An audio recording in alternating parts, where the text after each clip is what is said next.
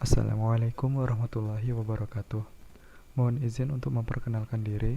Nama saya Muhammad Fahreza Aditya, asal UPT dari Stasiun Geofisika kelas 1 Kupang, Nusa Tenggara Timur.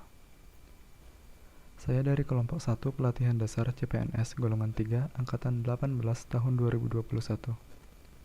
Pada video ini, saya akan memaparkan tentang sikap dan perilaku ASN profesional.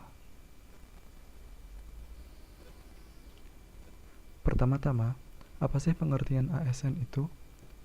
Menurut Undang-Undang Republik Indonesia Nomor 5 Tahun 2014 tentang Aparatur Sipil Negara, Aparatur Sipil Negara atau ASN adalah profesi bagi pegawai negeri sipil dan pegawai pemerintah dengan perjanjian kerja yang bekerja pada instansi pemerintah. Lalu, apakah yang dimaksud dengan profesional? Profesional adalah orang yang mempunyai kompetensi-kompetensi tertentu yang menjadi dasar kinerjanya. Seorang ASN dikatakan profesional apabila dia dapat berperan sebagai ASN yang memiliki kemampuan dan keandalan dalam bidang dan tugas setiap bagiannya masing-masing. Profesionalisme pegawai ASN selalu berkaitan dengan pelayan publik. Sebagai pelayan publik yang profesional, maka ASN memerlukan pembekalan nilai-nilai dasar untuk melaksanakan fungsi, tugas, dan perannya sebagai unsur aparatur negara. Nilai-nilai dasar tersebut adalah akuntabilitas, nasionalisme, etika publik, komitmen mutu, dan anti korupsi, atau biasa disebut dengan Aneka. Ketika seseorang memilih karir hidupnya sebagai seorang ASN, maka sejatinya ia telah menjadi bagian dari kekuasaan yang tindak tanduknya berimplikasi terhadap kepentingan masyarakat luas. Masyarakat memiliki tuntutan dan harapan yang tinggi kepada aparat pemerintah, sehingga tidak heran perilaku-perilaku kurang terpuji yang dilakukan aparat pemerintah akan menjadi sorotan tajam yang berujung menjadi kritikan pedas bahkan cacian. Tuntutan dan harapan yang tinggi dari masyarakat membuat seorang ASN mau tidak mau harus menunjukkan kualitas diri yang baik.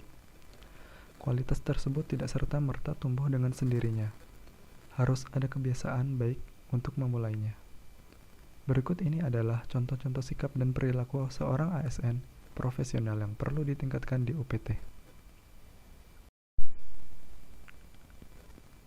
Pertama, berpakaian yang rapi dan sesuai aturan yang berlaku. Berpakaian yang rapi dan sesuai aturan yang berlaku merupakan salah satu bentuk integritas seorang ASN dalam melaksanakan tugasnya. Penampilan yang baik dapat memengaruhi kepribadian seseorang secara keseluruhan. Poin ini tanpa disadari sangat penting karena secara tidak langsung, dengan berpenampilan yang baik, seseorang akan meninggalkan kesan yang baik pula dalam bersosialisasi, bukan hanya di kantor, namun di mana saja orang itu berada. Selain itu, dengan menjaga penampilan yang baik dapat meningkatkan kepercayaan diri dan harga diri seseorang karena biasanya lebih disukai oleh orang di sekitarnya. Kedua, datang tepat waktu. Datang tepat waktu merupakan salah satu implikasi dari nilai-nilai dasar anti korupsi. Datang tepat waktu juga merupakan bentuk dari disiplin seseorang. Ada pepatah mengatakan, kesempatan tidak datang dua kali. Kesempatan tersebut dapat kita manfaatkan dengan sebaik-baiknya dengan melakukan pekerjaan kita sesuai dengan jadwal yang sudah ditetapkan. Dengan kebiasaan ini juga dapat membuat kita lebih produktif dengan dapat menyelesaikan lebih banyak hal. Selain itu, dengan datang tepat waktu juga merupakan bagian dari menghargai diri sendiri dan orang lain, sehingga citra baik yang dapat terbangun dari diri kita. Ketiga, fokus dan memahami pekerjaan. Fokus berarti memberikan konsentrasi yang tinggi terhadap target dan tujuan dalam bekerja. Fokus membuat kita dapat berpikir lebih tenang dan perasaan menjadi lebih tentram. Berusaha untuk lebih fokus dalam pekerjaan juga dapat mengurangi kesalahan yang mungkin kita perbuat. Kurangnya kesalahan-kesalahan yang terjadi membuat kita akan lebih cepat menyelesaikan pekerjaan-pekerjaan yang ada. Karena pekerjaan diselesaikan dalam waktu yang tepat, kepuasan diri akan jauh meningkat. Sehingga kualitas pekerjaan semakin baik, stres akan semakin berkurang. Disiplin diri dan efisiensi akan semakin meningkat, sehingga pekerjaan kita diakui oleh atasan dan rekan kerja lain. Dan yang paling penting, kita mempunyai waktu yang luang untuk bersantai-santai. Keempat, pulang kerja sesuai jam yang telah ditentukan. Bekerja sepanjang hari dapat membuat kita lupa waktu. Padahal, penting bagi kita untuk dapat menyeimbangkan antara waktu kerja dan istirahat agar produktivitas di kantor menjadi lebih baik. Salah satu alasan utama dari pulang kerja sesuai jam yang telah ditentukan adalah untuk membiasakan diri manajemen waktu. Manajemen waktu yang buruk bisa disebabkan karena seseorang tidak memanfaatkan pekerjaannya dengan maksimal, sehingga beban pekerjaan banyak yang belum terselesaikan. Dengan manajemen waktu yang baik, tidak hanya pekerjaan yang selesai tepat waktu, namun kesehatan diri seseorang juga lebih meningkat karena tidak kelelahan keesokan harinya.